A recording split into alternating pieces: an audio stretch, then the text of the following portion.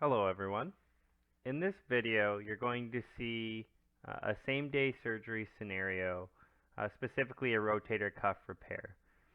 And in this scenario, we're going to bring a patient from the physician's office to the pre-admission clinic, and then all the way up to the day of surgery. And when we go through the day of surgery, the patient will go from pre-op into holding, into the operative room, PACU, phase 2, and then on to home. In this video, you're going to see various different individuals performing their actions in Meditech Expanse, predominantly mostly on the nursing and the administrative side of the house with our clerical staff. However, you will see some elements of the physician workflow in here as well. Thank you, and enjoy.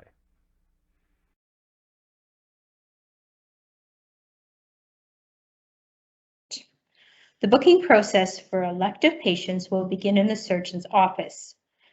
Once the decision to treat has been made, consent forms are signed, questionnaires are completed, and consults are dictated, the surgeon's office admin will complete a pending appointment in SIR and enter orders for the pre-op clinic and day of surgery in OM.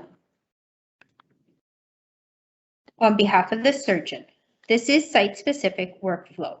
Orders can be also entered by the physician or submitted by paper form to the booking office. To enter a pending appointment, the health card number,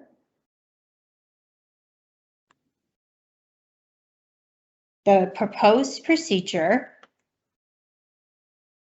laterality, case type,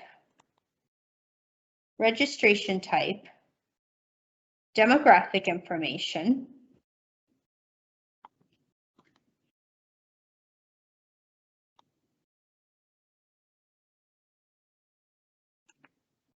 and wait time information is required to enter and file a pending appointment.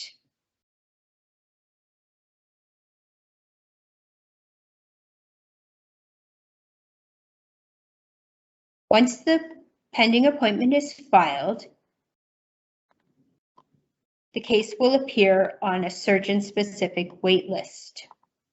As you can see, our patient, RVH demo, shoulder, has been booked for a shoulder arthroscopy and rotator cuff repair with Dr. Delaney, with a preferred surgery date of July 26th, with a preferred time of 9 o'clock, with a priority of 4. This wait list is very helpful for the OR booking clerk to be able to book from.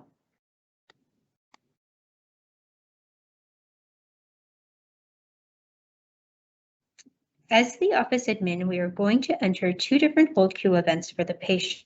The first being the pre-op clinic order set, the second being the pre-op ortho same-day order set.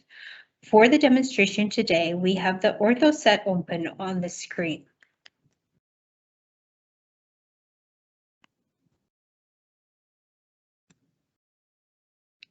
We'll just complete the order set.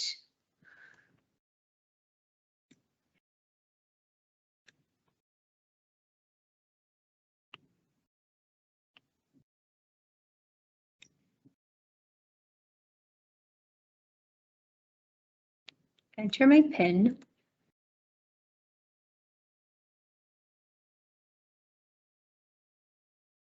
And then this information has been entered into the hold queue so that the nurse who is taking care of this patient on the day of surgery will be able to activate these orders from the hold queue.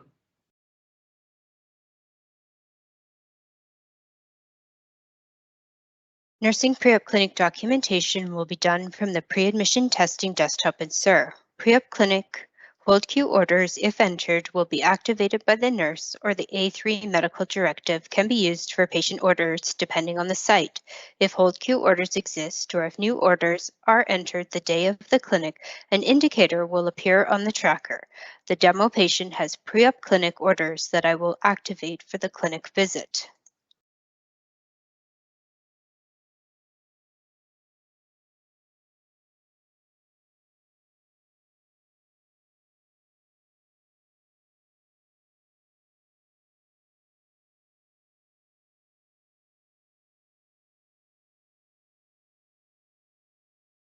The Summary tab will be used to document medical surgical history, allergies, special indicators, and BPMH. Depending on the site, the BPMH may be completed by a pharmacy tech.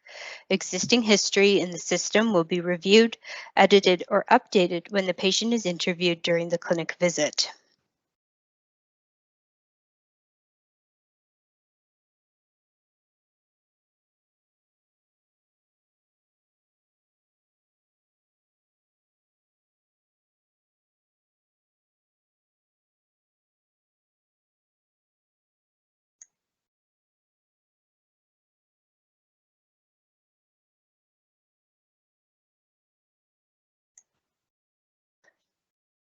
Four standards of care have been developed for the pre-op clinic. They include an adult, pediatric, an obstetrical, and a virtual standard of care.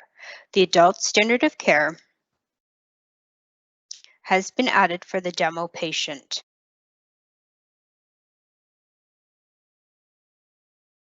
The purpose of this video is to demonstrate a nursing perspective of a patient who is coming in for surgery on the day of surgery. I'm emulating the pre-op nurse working over in surgical daycare, getting my patient all ready to go and checked in so they're ready for surgery. I have found my patient on the tracker, on the SIR tracker in the SIR module. Open their chart, and this document that you're looking at now is the preoperative one-time record. This is where I will document the time that I've spent with the patient. I can document the time that they were in pre-op with me and out of pre-op, and I document myself. I'm emulating Susie today, and yeah, so I also need to load up my care plan as well. So I'm going to add a standard of care, and I'm going to be looking for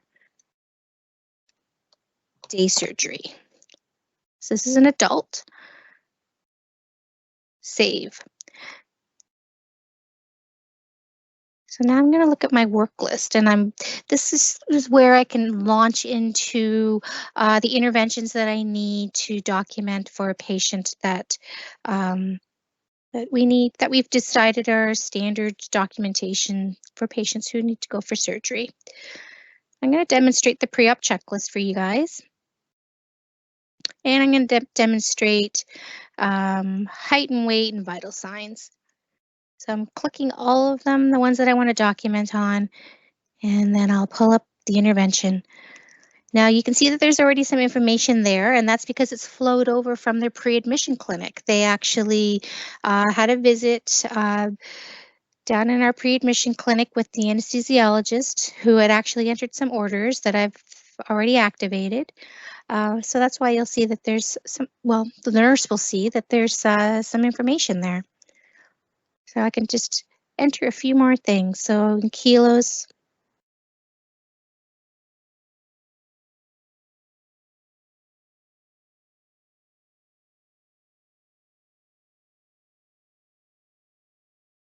I can put in some vital signs.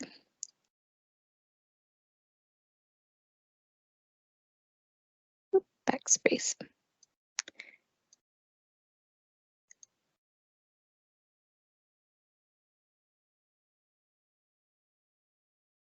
And a pulse. Gotta add location.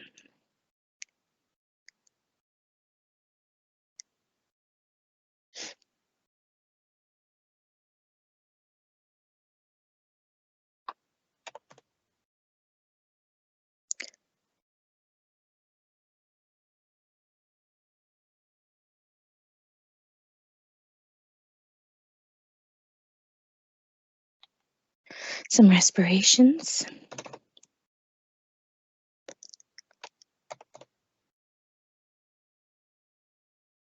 And blood pressure.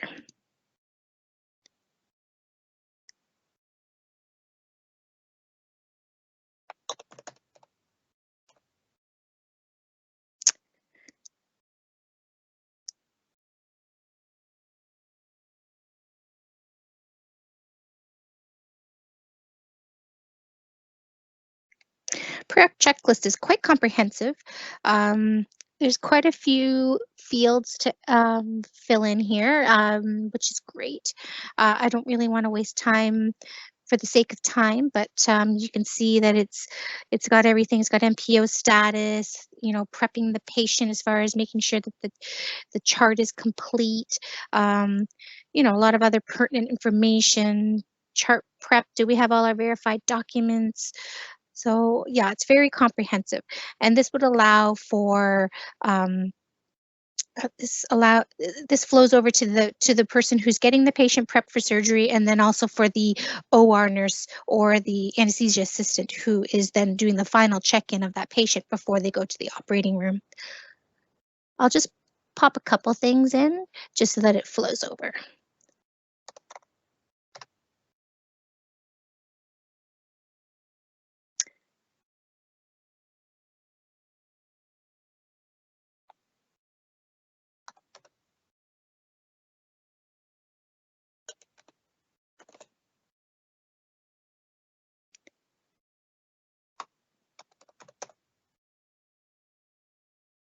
Good.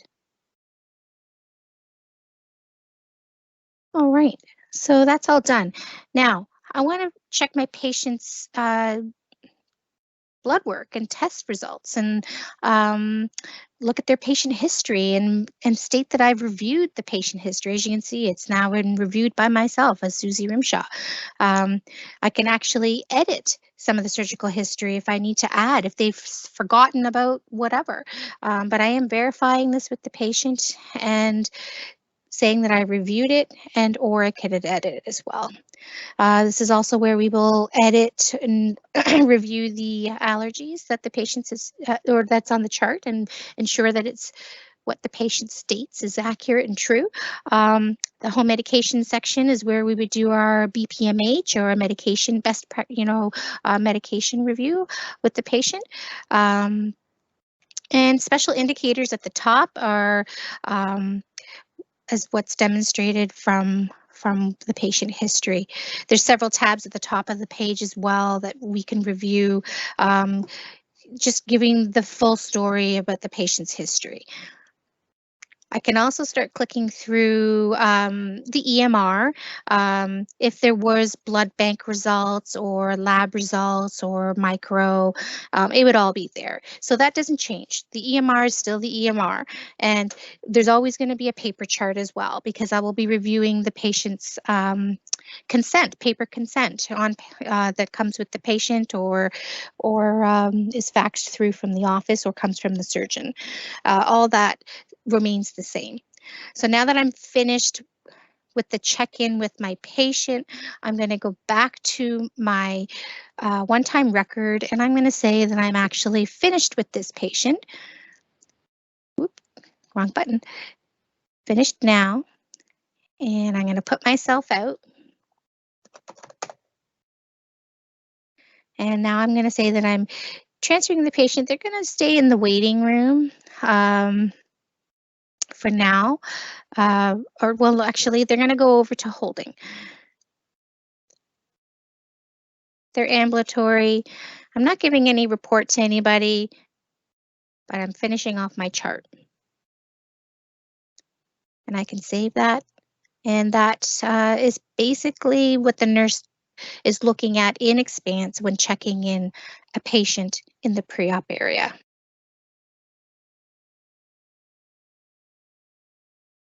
I'm the pre-op nurse, and I'm just demonstrating how I'm getting the hold Q orders for my patient. These are orders that were entered by the surgeon in the surgeon's office well before surgery. And as you can see, that they are actually labeled quite clearly that they are pre-op orders for day of surgery by the surgeon. I can open the tab to see exactly what's written there, and I can also select it and activate. And it's asking me, are you sure you want to activate all those items for today and now? And I am saying yes. And I'm just going to skip this because this is my friend Ken's doing something in there. But you can see now that all of those orders have been activated, and where the nurse would go to actually action those orders is in the MAR for some medications. And you'll see that I have a nice long list of medications because I had activated some previous anesthetic day of surgery orders too, and they're all in there. So this is where the nurse would need to verify the patient and then document to the medications.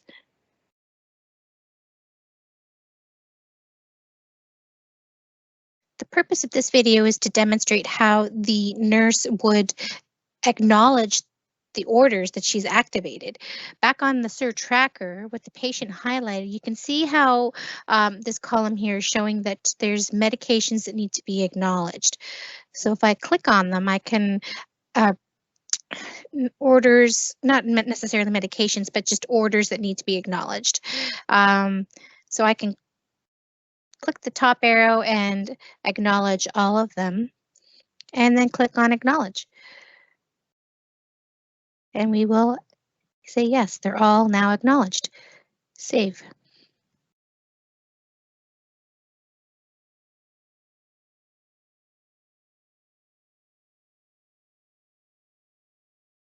How the pre-op nurse can manually change the status of the patient after they are up, and then click on patient ready for OR. And then that way anyone who is looking at the tracker will see that the patient is ready for OR.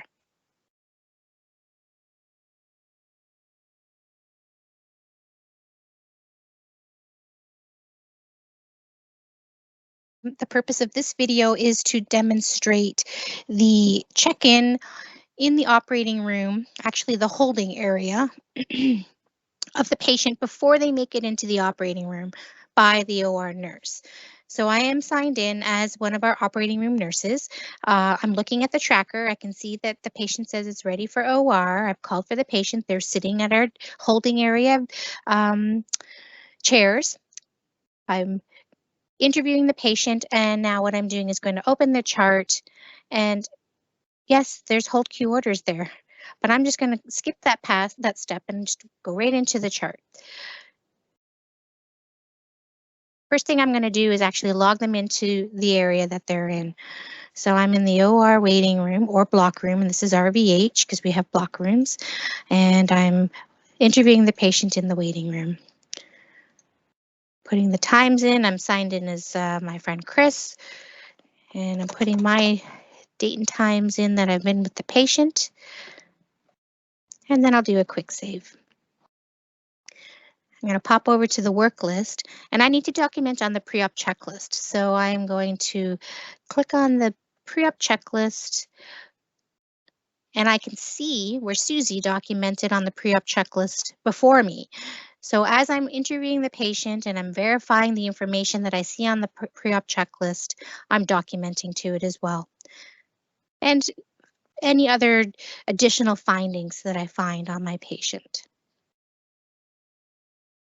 I'll sign it off that I verified it in the OR.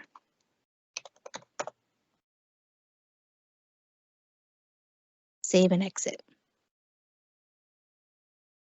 So now I'm happy. Well, I should probably review the summary page as well because that's part of the job. You are reviewing the patient's history as documented on the summary page. You're reviewing the EMR.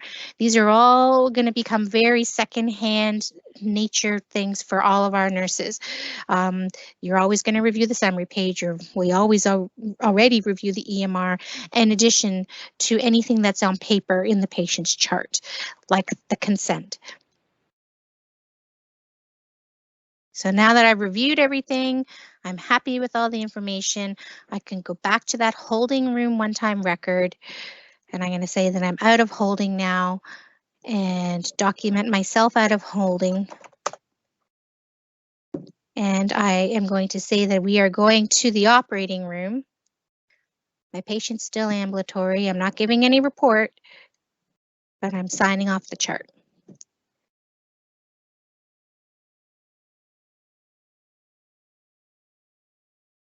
Okay, so now I am the nurse that's taking the patient into the operating room. I've got the patient in the room. I've got the tracker open up on my computer in the room. I found the patient on the tracker since I'm the one that checked my patient in the holding area and I know which patient it is. Just going to go straight to the open chart. The intraoperative phase. I don't have any tasks to do on the work list because at this point, everything's going to be documented on the intraoperative record, the one-time record. And this looks, it's very much laid out the same way that our current intraoperative record works. It's populating from the booking, the date and time, which room we're in, and then I'm just plugging in a bunch of times as we usually do when we document an intraoperative procedure.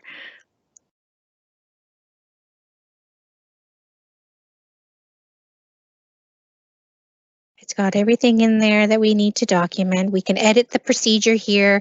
This is pulling from the booking, but if you know, they had to do lysis of adhesions or what have you, the nurse can edit it there. This is all pretty routine nursing documentation. It's got all of our staff in there. Anesthesia types. Sorry, I put backwards on that one. Positioning devices, positioning padding and supports, and they're all multiple choice. And what's kind of cool, I mean, from a nursing perspective, is that I can just say this gel pad. Yeah, I used the gel pad. Where did I use it? I used it under their left arm. And I can do that with all of these.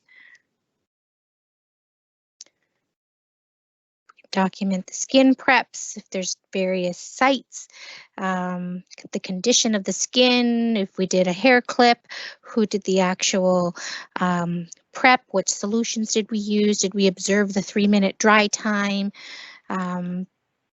equipment, I can search for the equipment that we used. If we ended up having to use the big C arm at RVH for this procedure, if we had to use cautery, I can choose which cautery machine. They've all been built into the system. And then any of the implants that we use can be found in the dictionary. And irrigations, if we had medications added to irrigations for implant preparation, outputs, if we need to order pathology or any other order management can be done right out of the OR record. Documentation of counts, the actual counts themselves will still stay on paper. What kind of dressings did we use? And then, like I said, it's all multiple choice here. And then how did the patient get transferred to recovery? I'm going to say this patient was transferred via stretcher. And where did we go? We went to PACU phase 1, completed by my friend Chris. And what time?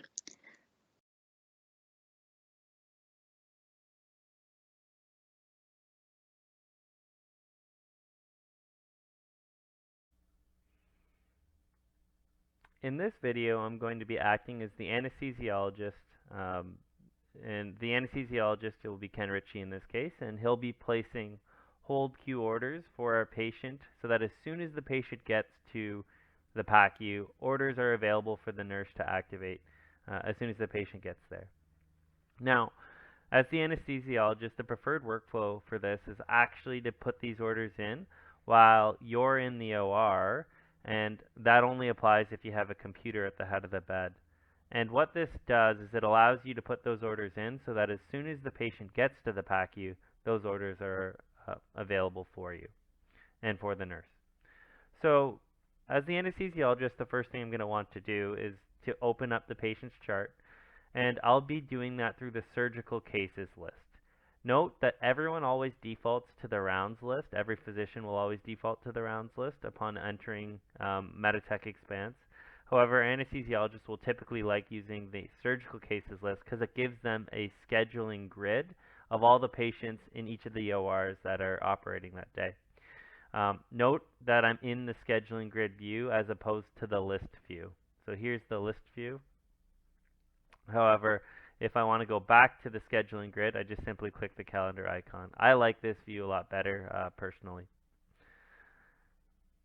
To launch the patient's chart, I'm going to click on the patient and the case that I'm working on. And so I'm going to click chart. And if there's anything I want to review prior to ordering, I can go ahead and review that now. However, if there's nothing that I want to review, I can simply just go into my order screen. Once I'm in the order screen, note that I'm in my current orders table, and these are all the current active or recently discontinued meds. And if I want to, I simply just go ahead and click the hold queue button. And from the hold queue button, I add my new event for my PACU orders. By adding something into the hold queue, I'm basically putting them in a floating state, if you will, so that as soon as the patient hits the PACU, the nurse can go ahead and activate those orders. I'm going to go ahead and click Add New Event. And the event that I'm going to use are the PACU anesthesia orders for Royal Victoria Hospital. And the event date defaults to today. Now at this point, I can go ahead and click Add New. And I'm just going to go ahead and search for PACU. And there's my PACU post-op set. If I open up this set, notice as soon as I open up the order set, a few of the items are pre-ticked based on what based on the feedback that was received during the order set meetings. And Elevate Head of Bed is already pre-ticked off. My post-op discharge criteria for phase 1, so basically whatever the criteria is for being able to move my patient from phase 1 to phase 2, I'm giving that order as the anesthesiologist, and those instructions are outlined below. If there's anything else here, I can go ahead and tick it off. So let's say if there's any respiratory oxygen support as directed, I can go ahead and order that. Note that my Ringer's lactate is pre-defaulted as well. But for myself, I'm just going to go ahead and order some Tylenol as well as some Gravol, I think. Yep. And if there's any, we can give them some pain meds to help them recover as well. And I'll go ahead and tick that off as well. And with that, if that's all I need, I can go ahead and click Submit. And once I click Submit, I enter my PIN. And now these orders are available for the nurse to go ahead and activate as soon as the patient gets into the PACU.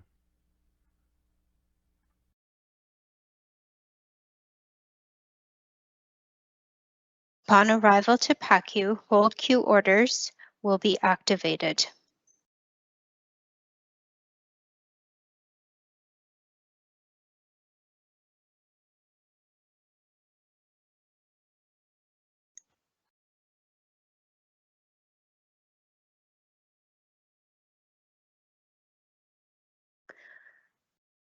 The PACU one-time record will be documented on noting the time of arrival, anesthetic finish time, location and type of anesthetic the patient received. This information will update all the private and public trackers in the department. Each patient will have a generic PACU standard of care plus an additional standard of care related to specialty, i.e. general surgery standards of care, ortho standards of care, ENT standards of care, etc. have been developed for each specialty. The demo patient will receive the generic PACU standard of care plus the ortho standard of care.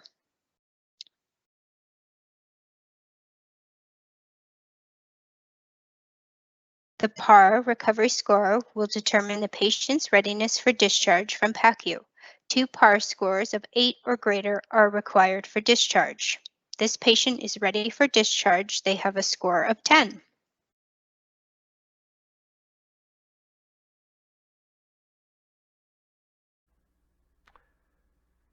When the surgeon has finished the case, they can actually go into the patient's chart as well and, like the anesthesiologist, enter orders for phase 2, not PACU, but for phase 2, as well as complete their operative report dictation.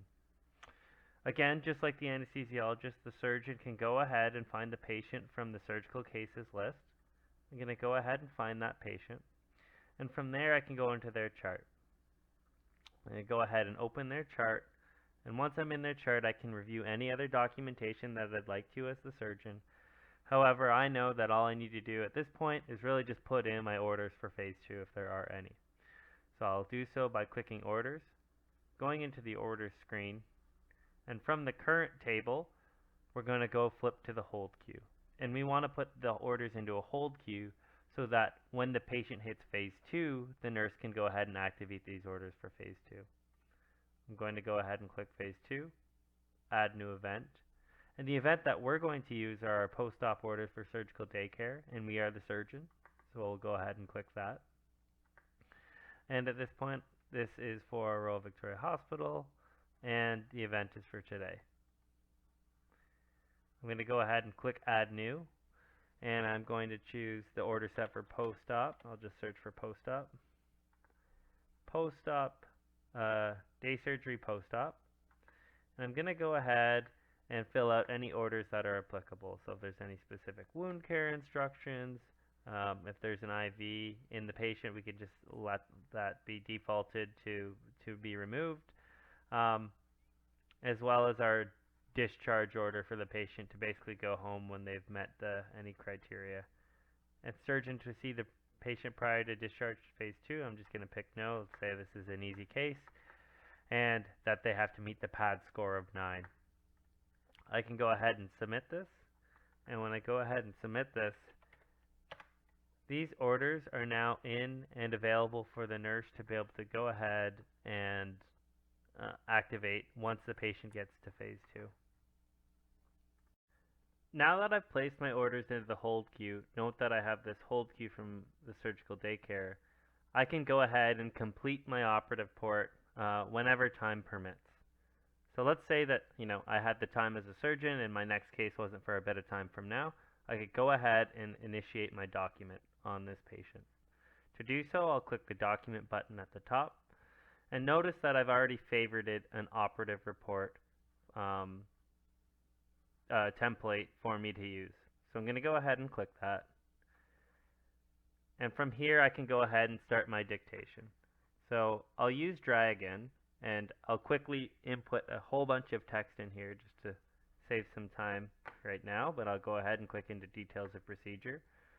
And from here, I'll start using Dragon. Insert normal rotator cuff repair. Notice how all that text transferred over into the details of procedure dictation box, and from here I can quickly edit or maneuver. If I created anything with a square bracket, I could use Dragon to manipulate that text. However, I'm just going to go ahead and say this is a straightforward case, and that all the auto text that I created applies for this patient. I'm just going to do some manual dictation as well just to finish off the rest of this note, and then I'll transfer it over into the dictation box. So, the arthroscope was then removed, period.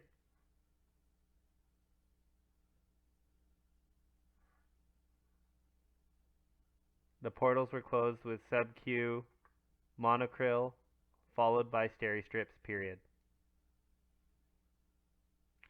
Sterile comprehensive dressings were then placed, followed by an ultrasling, period. The patient was extubated and transferred to the recovery room in a good, stable condition, period. There were no complications, period.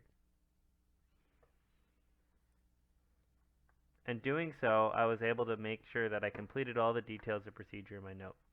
If I wanted to, I could go ahead and add any specific problems to this dictation. I'm not going to at this point. If I wanted to name this procedure, I could just go ahead and say this was a right shoulder repair arthroscopy.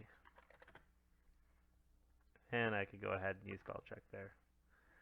If I want to click down in here, I can go ahead and click yes, that I did receive confirmation and details of consent, and the surgeon was myself.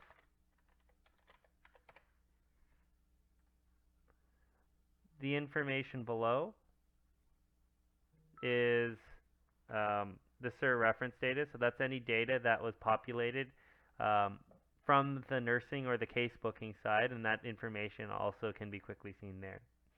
At the same time of doing my operative report, I can basically go ahead and do anything related to discharge all in one go. If I wanted to add any prescriptions, I could go ahead and do that. I don't need to at this point.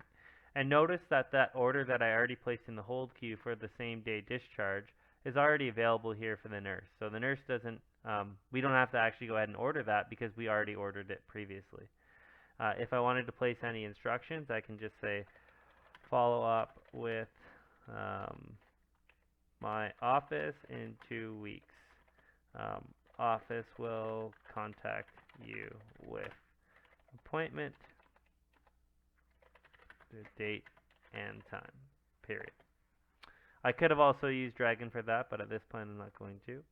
And I don't need to do anything else at this point other than save or sign this document. And when I sign this document is now available for everyone to see within Meditech, and now our patient may go home once the nurse actually gets them discharged. And then we're done.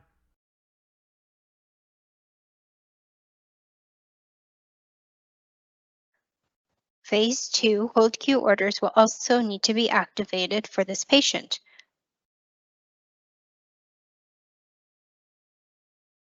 Select post-op orders, and then we'll select post-op discharge criteria, and we'll select activate. Now our post-op discharge criteria orders have been activated. A final standard of care, the Phase 2 standard of care, will be added to the patient's work list. This includes the PADS intervention. The PADS post-anesthetic discharge scoring system has been adopted by all 4 sites. The patient requires 2 scores of 9 or greater to be discharged from Phase 2 to home. The nurse will print the discharge and provide follow-up instructions. The site-specific post-op instructions will remain on paper.